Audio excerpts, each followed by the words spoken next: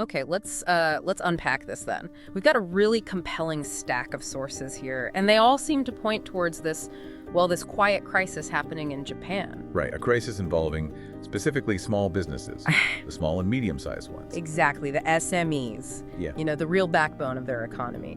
But here's the weird part, the paradox that really jumps out from your sources. Uh-huh. Many of these businesses are actually doing okay. They're profitable, stable, some are even, healthy, and yet they're facing closure, extinction even. It's a really fascinating disconnect, isn't it? And frankly, quite alarming.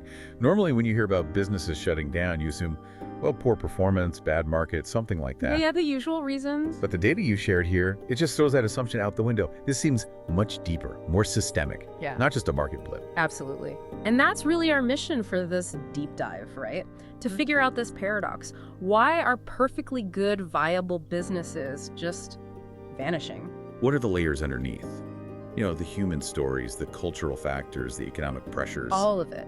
And crucially, what can we learn from Japan here? What does it signal, maybe, for other places, especially as populations age elsewhere? So we're going to walk you through the key stuff from these articles, the summaries, even that YouTube transcript you sent over. We'll pull out the most important bits, the surprising facts, to help you get a solid handle on this whole situation pretty quickly. Okay, so here's where it gets, I think, really interesting. Let's start with the sheer scale, because the numbers, right off the bat, are pretty startling. Your sources mention the statistic. Every 15 minutes, a Japanese business shuts down. Every 15 minutes. Yeah. Just think about that pace. All day, every day, constantly. And that's not some future projection, is it? That's reflecting what's happening now on the ground. It really underscores that this isn't some slow burn problem for the future. No, it's happening right now, affecting communities, jobs. And to really get why that matters, you have to appreciate just how dominant these SMEs are in Japan.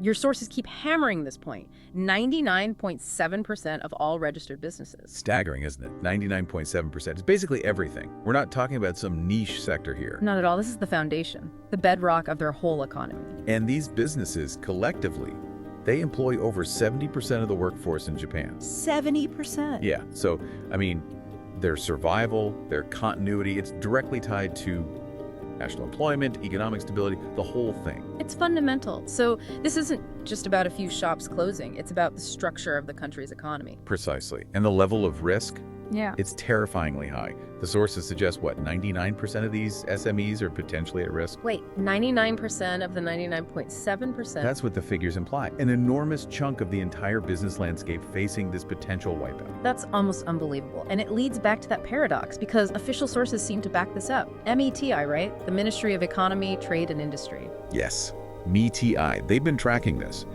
And according to your sources, in 2021, over 42,000 businesses closed. Okay. But here's the kicker. They closed despite being profitable, despite being in the black, as they say. So they weren't failing financially, they just stopped. Stopped operating. Voluntarily dissolved in many Wow. cases. That just goes against, basic business sense. Yes. Profitable companies don't just close. Usually not. And the projections, looking ahead, they get even worse quite rapidly. By 2025, that's practically tomorrow. Yeah, just around the corner. Estimates suggest something like 630,000 businesses could be at risk of closure, specifically because of this issue. 630,000, that's what? Nearly 15 times the number of profitable closures just from 2021. Exactly. It shows this trend is accelerating, hitting some kind of critical point. And if you look out further, towards the end of the decade, Okay, what are we looking at for 2030? the numbers become really stark then. Your sources cite estimates around 1.27 million small businesses potentially closing. 1.27 million. Yes. Due to this failure in finding someone to take over. The cumulative impact must be enormous. Immense. The sources talk about potentially over 6.5 million jobs lost. 6.5 million people whose jobs are tied to businesses that are essentially viable. Viable in terms of profit, yes. They're shutting down for other reasons. And the hit to the economy. This be huge. Around 22 trillion yen potentially erased from Japan's GDP. 22 trillion yen. What's that in, say, US dollars? Roughly $150 billion USD. Gone. Gone from the national economy. And these are, again, mostly not failing businesses. The sources are really clear on that. Stable, profitable companies, just ceasing to exist. It really forces you back to that core question, doesn't it? The one at the heart of your sources. What on earth could be causing this? What force is so strong that it makes hundreds of thousands, maybe over 1 million healthy, profitable businesses just disappear? It completely turns normal economic thinking on its head. It really does. And that brings us right to the main driver that your sources identify. Now, obviously, Japan's aging population is a huge factor in the background. That's well known. Sure, the demographics. And global economics always plays a part. But the sources are very specific here. The primary reason for this crisis, it's what they call a massive breakdown in intergenerational business transfer. Okay, so it's not just demographics in general, like fewer young people. It's the process itself, the handover. Precisely. The aging population sets the stage, but the immediate trigger is that the traditional way of passing businesses down the line has just fractured. It's broken down. And you can see that reflected in the age of the owners themselves, right? Absolutely. Your sources state that over 60% of current business owners in Japan are over 60. Many are well into their late 60s, 70s, even 80s. Wow. So a lot of them probably started way back. Many started during that post-war economic boom. They've poured their whole lives into these businesses, 40, 50, 60 years sometimes. Decades of work. And now, naturally, they're hitting retirement age or maybe facing health issues. They need to step back. But here's the crucial bit, the bottleneck connecting the aging owners to the closures. Yes. Nearly half of these owners over 60 have no successor identified. Zero. No plan. No person ready to take over when they can't continue. So if there's no one next in line, the business effectively dies with the owner. Its lifespan is tied to theirs. And when you have almost half of this huge cohort of aging owners with no handover plan, well, that's where those massive closure projections come from. It's the direct cause. And this lack of successors, it's a big shift from how things used to be, isn't it? A massive shift. Your sources really emphasize how deeply ingrained family succession was in Japan. Now, even huge global names, Nintendo, Panasonic, Suzuki, they started that way. Passed down within the family. Usually father to son. Typically fathered to the eldest son, traditionally. That was the new. Incredibly strong, widely accepted. Back in the 1980s, your sources say over 90% of SMEs were passed down like that. Over 90%. It was almost automatic. Pretty much the default path. But today, the numbers plummeted. What is it now? Less than 30%. From over 90 to under 30. That's a collapse. It's a seismic change in just a few decades. A tradition that defined Japanese business for ages has just crumbled. And that rupture, that's what's fueling this crisis. The reliable pipeline of successors has dried up. So why? Why has that pipeline broken down so dramatically? This is where it gets really complex, I imagine. It really is. Your sources dig into this, and the reasons are layered. Big societal shifts, changing dreams, cultural factors. It's all mixed together. Okay, let's break those down. Reason one seems to be about urbanization and just a different idea of lifestyle. Yeah, that's a big one. Like in many developed countries, there's been this huge trend in Japan of younger people moving away from the countryside and smaller towns. Heading for the big cities, Tokyo, Osaka. Exactly. Leaving behind the places where many of these older traditional businesses are actually located. And why are they leaving? The sources suggest it's about careers. Primarily, yes. They're looking for different kinds of opportunities. You know, in tech, marketing, finance, creative fields.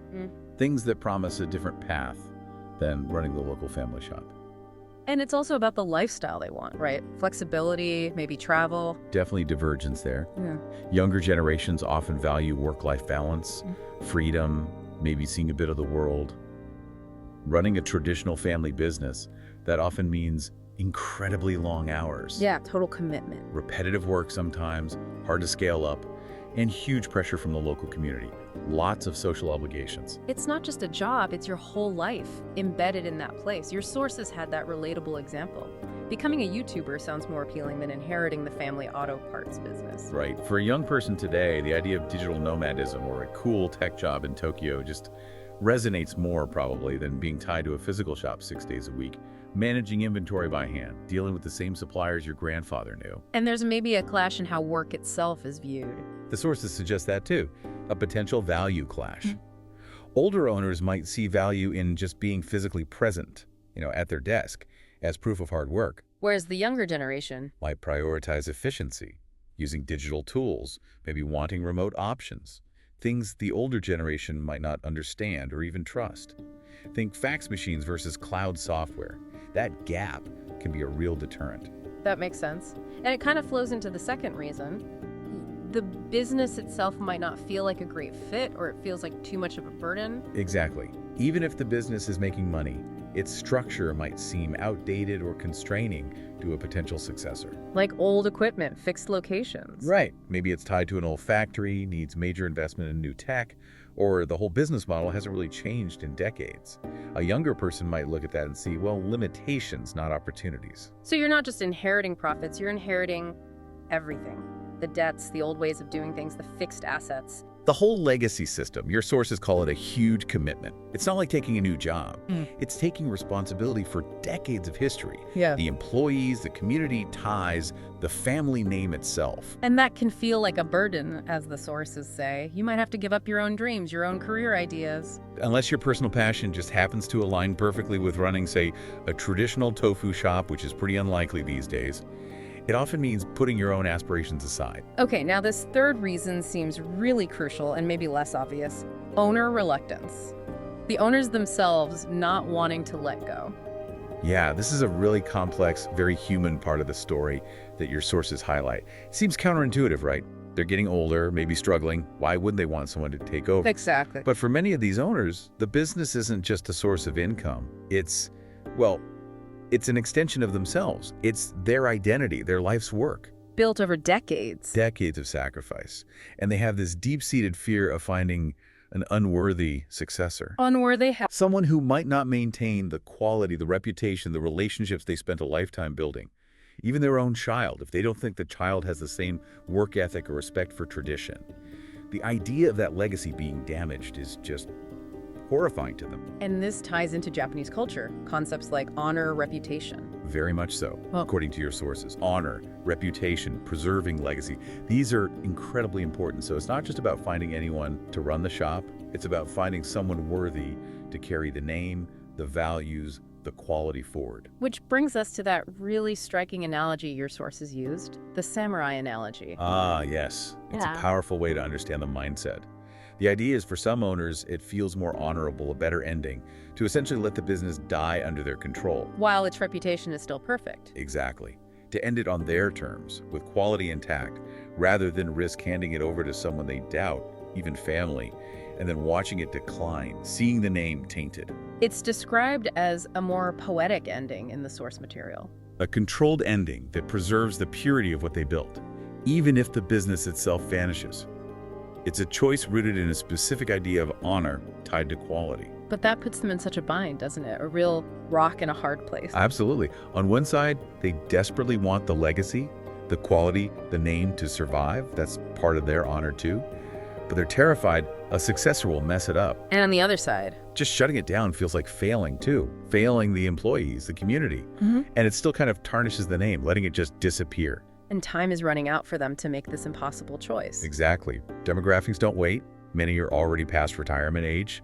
The clock is ticking very loudly, forcing them to confront this dilemma without easy answers that satisfied all those complex, non-financial needs. Okay, so we have this perfect storm. Aging owners, kids moving away, different dreams, cultural baggage about legacy, owners afraid to let go. It's creating this massive crisis. So what's being done? Are there any solutions being tried? Yes, your sources do acknowledge efforts from both the government and the private sector. They're not ignoring it completely. What's the government doing? MeTI again? Right, MeTI launched a business succession support program back in 2017. It's got a few parts. Like what? Things like subsidies to help pay for lawyers, accountants, the costs of actually doing the transfer, tax breaks are another big one, especially for inheritance tax, to make it less costly for family to take over. Okay, practical stuff. And funding for local centers that try to play matchmaker, connecting retiring owners with people in the area who might want to take over. So trying to ease the practical and financial hurdles, but is it working? Well, that's where your sources raise a fundamental criticism. These policies mostly treat succession like a transaction. Like buying a house, a transfer of assets. Pretty much, they grease the wheels financially and administratively. But the real roadblocks, as we've discussed, are often about emotion, culture, relationships. Right. Trust, pride, legacy. Exactly.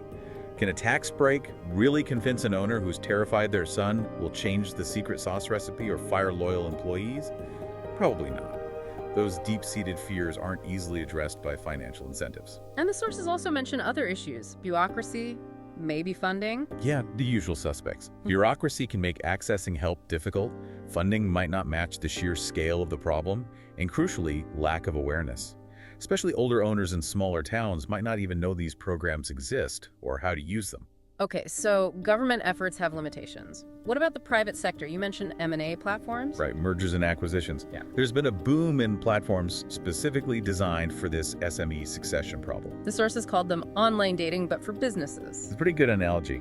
They use tech to connect owners who want out with potential buyers looking for an established business, trying to streamline that whole matchmaking process. And there was that example, M&A Research Institute, using AI.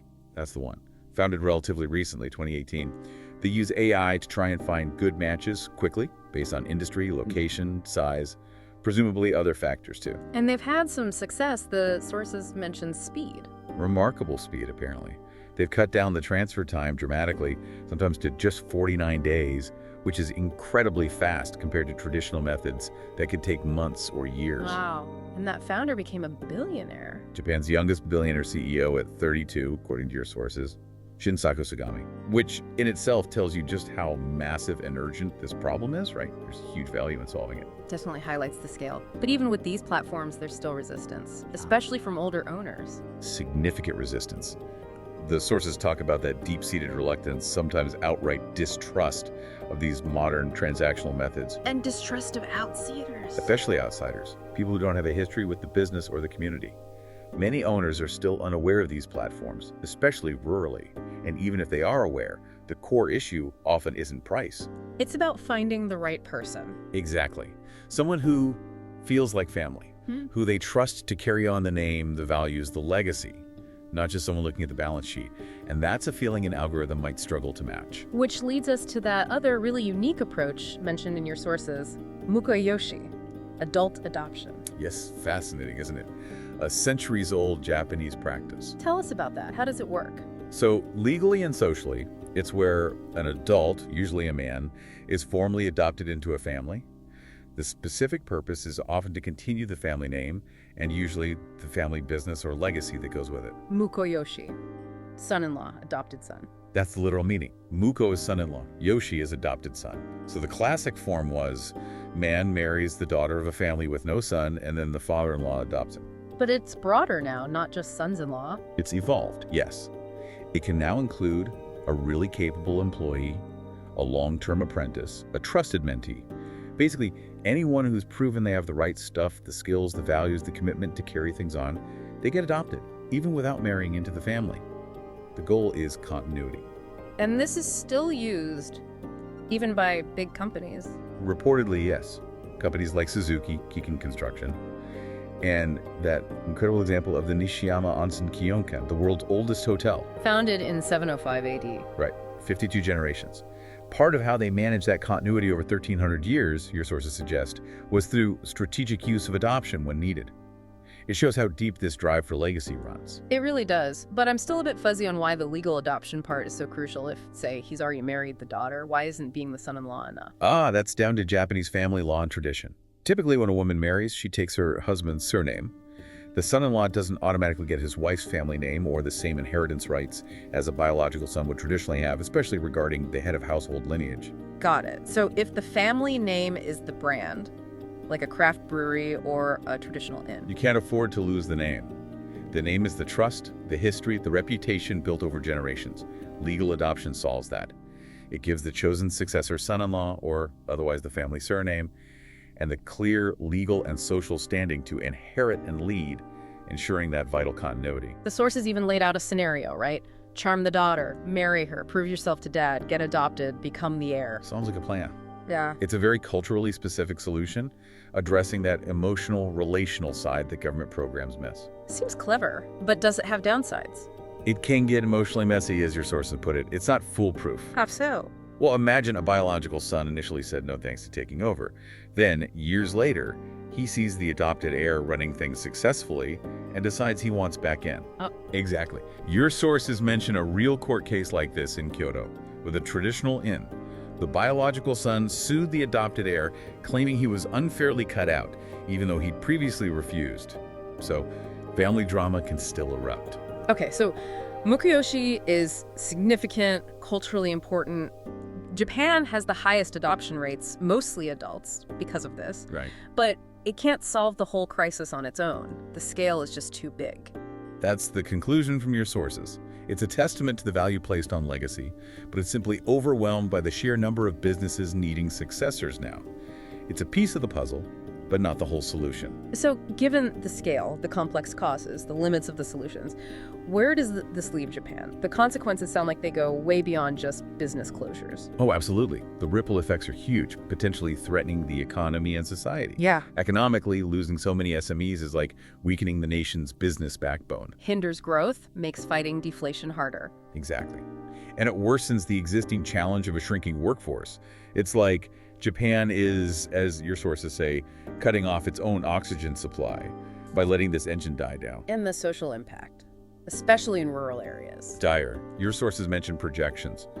Over 40% of rural towns could vanish by 2040. Vanish entirely. Potentially.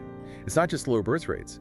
When the local businesses close the shop, the small factory, the restaurant, the jobs disappear. There's no economic reason for young people to stay or come back. So they leave. Which makes it harder for schools, community centers to survive. It's a downward spiral. Depopulation accelerates, and eventually the whole community can just unravel. And the cultural loss, described as immeasurable. Think about it. Generations of craftsmanship, unique regional traditions, specific skills passed down master to apprentice. Like pottery techniques, textile dyeing, local food recipes. All that intangible heritage is housed in these small businesses. When they disappear, that knowledge, that part of Japanese identity can disappear forever. It's not just losing companies, it's losing culture. It's a sobering picture. Now, facing this, what about outsiders? Your sources mentioned foreign entrepreneurs showing interest. Yes, there is interest. People from abroad see these potentially viable businesses and think, hey, maybe I could take that over. Inject new capital, new ideas. Sounds positive, maybe? A potential lifeline. On paper, yes. But again, we hit those cultural and emotional barriers. The reluctance to hand over to outsiders, especially non-Japanese. Exactly. That deep-seated reluctance, even distrust. Owners worry that someone from a completely different background won't understand the values, the history, the community ties that are so important to them. So it's more than just a generation gap. It's cultural, technological. And emotional. You've got owners using fax machines and paper ledgers, operating on trust built over decades. Then comes a potential foreign buyer, used to digital everything, maybe focused purely on the bottom line. That's a huge gap to bridge. A massive gap in operating styles, expectations, cultural norms. It makes finding that trust needed for a handover incredibly difficult. Which ultimately leads to how your sources frame this whole situation. Japan as a kind of crucial test case for the rest of us. Right. They argue that Japan shows us, in real time, what happens when a society fails to solve generational business transfer. Because other places might face similar issues. Aging populations, changing values. Exactly. Many developed nations in Europe, other parts of Asia, are heading down similar demographic paths. Japan's experience offers really important, maybe difficult lessons about how these forces interact and what happens when that handover process breaks down. It shows that just having profitable businesses isn't enough. You need that human connection, that mechanism for passing things on. It's a powerful warning, really. The long-term health of an economy depends not just on current performance, but on its ability to transfer knowledge, value, and legacy across generations. Okay, so wrapping this deep dive up, it's clear this crisis in Japan is incredibly complex. You've got demographics, huge social shifts like urbanization, changing values, deep cultural factors around legacy and honor, all colliding. Leading to this breakdown in succession, and the paradox of profitable businesses just disappearing because there's no one willing or deemed worthy to take the reins. And while there are efforts, government programs, M&A platforms, even the unique Mukoyoshi tradition, the sources seem to agree they just aren't enough. Not enough to match the scale of the problem or overcome those deep human and cultural barriers. It needs something more. Something comprehensive and creative, as your sources put it. Which leaves us, and you listening, with that really tough question posed in the material. It makes you think about the sheer difficulty, maybe about challenges your own generation might face. What would you do to solve this crisis? Yeah, put yourself in charge. How do you bridge that gap between an aging owner worried about legacy and a younger generation with different dreams? How do you reconcile tradition and modernity? How do you find successors, family, employees, outsiders who can earn that trust? Especially considering the cultural resistance, the emotions, the money, the geography, and just the sheer numbers involved.